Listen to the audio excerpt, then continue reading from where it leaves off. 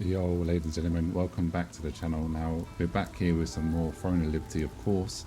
I've been playing a lot of this game over in Korea, and I've been getting a lot of questions about, because I'm a staff enjoyer, I'm a mage enjoyer. I've been getting quite a few questions here and there about, to help beginners out, what they should be looking for, what sort of build that I'm currently running. Now, take this with a pinch of salt because I'm not fully bissed out. But what I will do is I will show you what I've got. I will show you, I will tell you and explain my thought process behind it and what I think is currently best and what you should be looking for if you're going to play a full-on mage, which is a staff and wand. I am going to try out a few more combinations with the staff. Staff is going to be my main weapon. I'm doing staff and wand currently, so this is what I'm going to talk about today. But I'm also going to be trying out staff and the longbow. Because I feel like that's going to have some really good synergies together. It's a little bit unorthodox, I know, but yeah, let's get into this one anyway. So currently here, the stats I'm running, obviously I'm currently level 50, so I'm the maximum level that you can be at the moment. I've gone for 30 dexterity, I've got 28 wisdom, and I've gone for 30 perception. Now, each of these stats, basically, they do different things. They all add damage, but they also have other bonuses to them. Like, so strength basically is more for if I hold this here, you can see here, it gives you more health regen. So this is more if you want to be a tankier character, you're going to obviously want to stack up your strength. Dexterity is all about like crit damage. So as a mage, although you're doing magical damage, which you would assume that you're going to run with, the normal stat for mages in MMOs is obviously intelligence, which is wisdom in this game. But wisdom on this game gives you more mana regen. So you're going to want to make sure you have high dexterity for that crit damage. And also you're going to want to have a decent regen. So you can see here, my mana regen is 601. I've got 200 critical hit, 200 range critical hit, and 508 magical crit. So I've got decent dexterity for damage. I've got decent wisdom for the mana regen and my maximum mana as well. My health is obviously quite low, but that's the whole point. I'm not trying to be a tank, so that is fine for me. And perception is all about making sure that your abilities and your attacks land. This is for PvE and for PvP. So perception is key for all classes, in my opinion.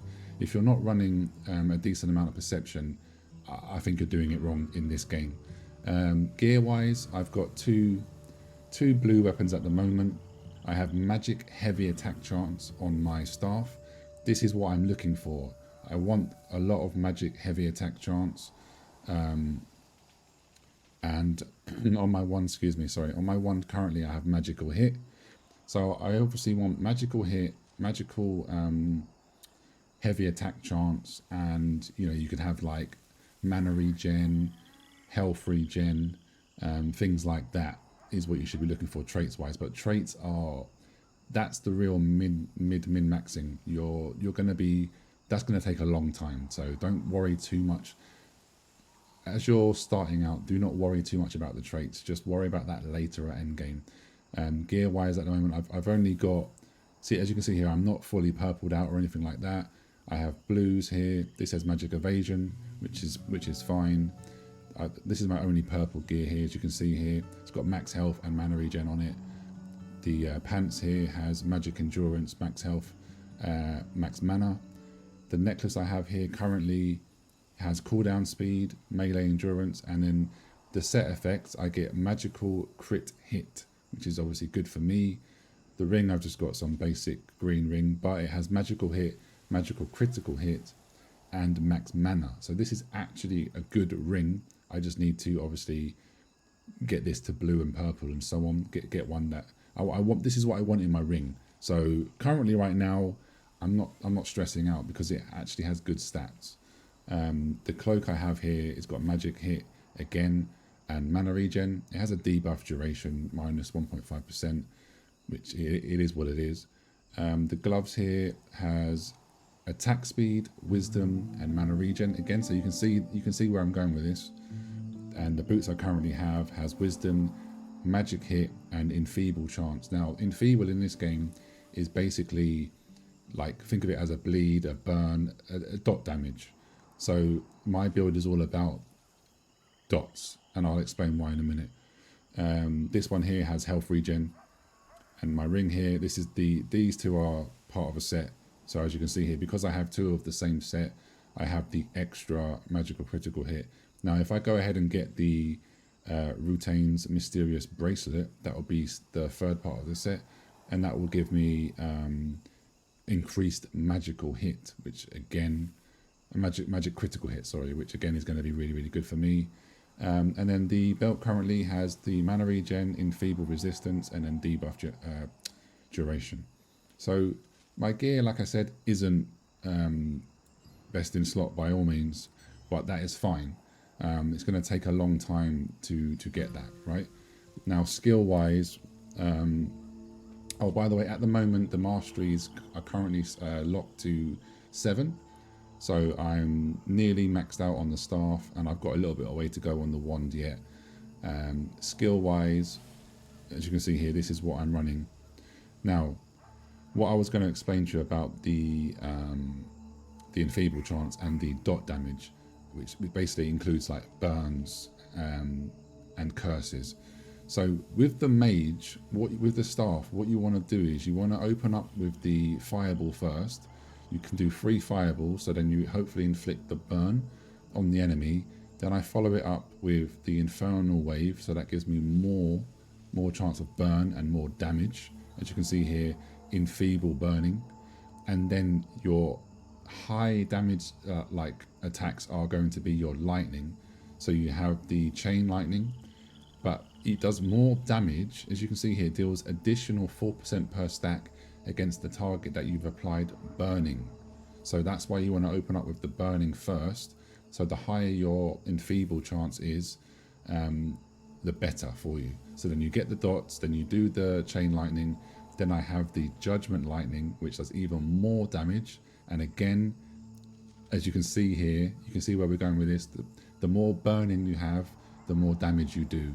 Now, this is what, in this game, there isn't, the mage class doesn't really have any AoE abilities. Now, the chain lightning is an AoE ability because it bounces off the enemies in a chain fashion, but only when it's raining. So only when it's wet, it has a chance to proc the chain. And the same with the judgment lightning. Obviously, if it's raining, more damage, more AoE.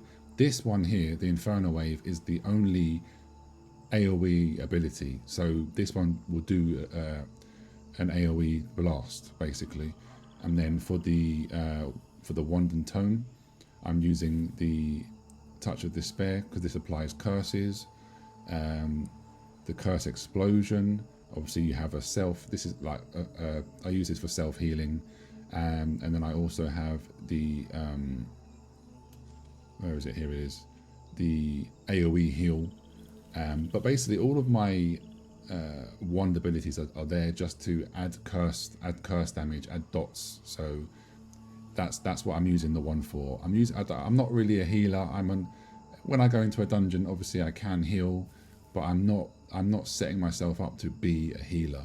I'm more there as an off healer, if you like.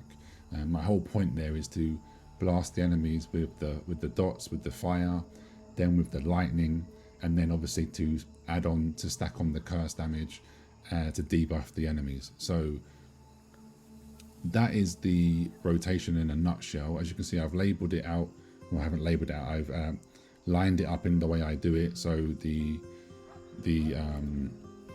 fireball first, then the AoE flame, then I have the chain lightning ability, followed by judgment, and then while these are on cooldown, I then start stacking the curses. So I pop this one on, inflicts the enfeeble, that spreads.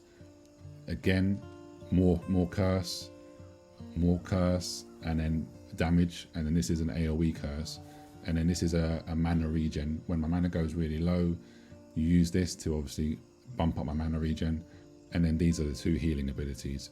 So that's what you can see there.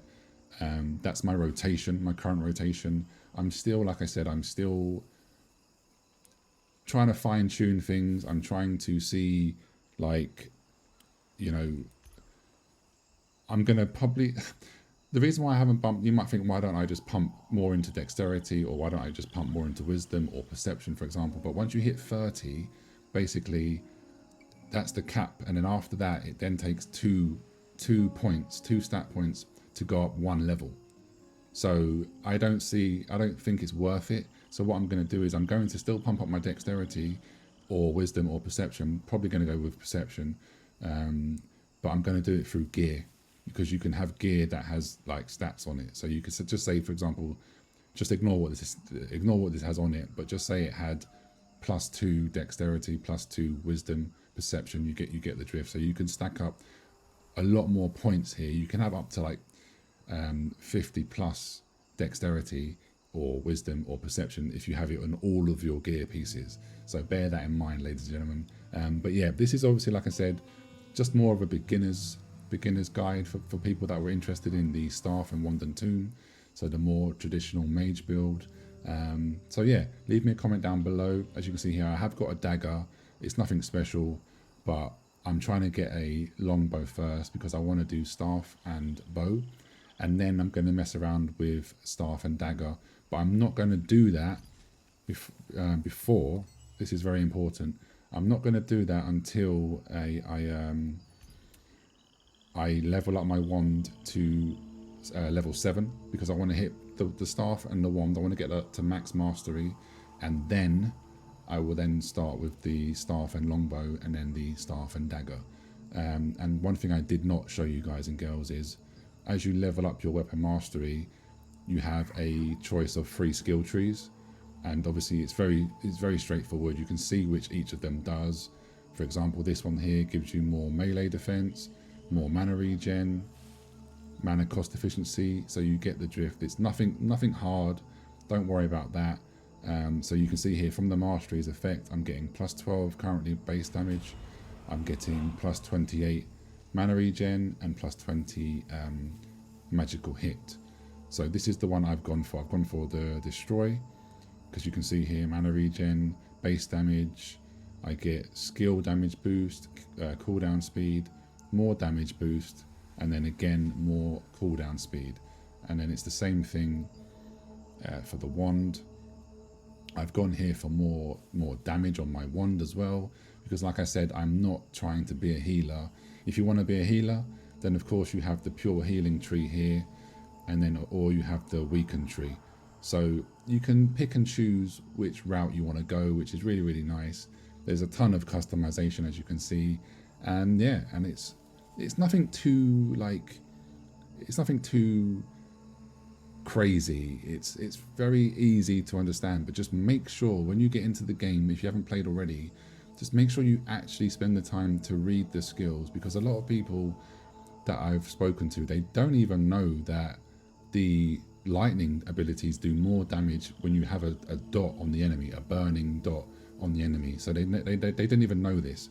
And also a lot of people sometimes don't even realize that the chain lightning only procs when it's raining. So just take the time, read the spells, find out your playstyle, find out what you think is going to be best for you, what you enjoy. Because remember, at the end of the day, it's a game. We're meant to be having fun, yeah?